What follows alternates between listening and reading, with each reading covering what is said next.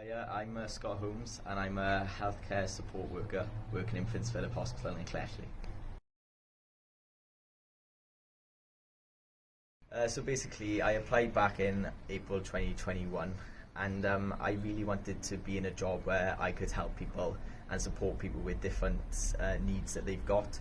So when the apprenticeship came up, I thought I'm going to apply for this because it seems like the road I want to go down, and it's hospital-based working as well, which is what I want to go into in the future. So luckily throughout the process I got in, and yeah, that's where I am now.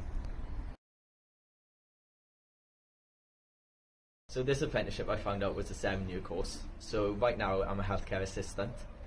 Complete my level 2 for a year, then after my level 2 complete my level 3 for 18 months as a healthcare support worker on the wards. Then after my level 3 I'll be going on to my level 4, which is a 3-year degree to become a nurse. And the good thing about that is you go to uni, so everything's paid for and you get paid whilst you're becoming a nurse, which is good, better than actually going to uni to study a degree. So that's why I chose the apprenticeship. I think the apprentices that are applying now, don't overthink it, because if you overthink it then you probably won't apply.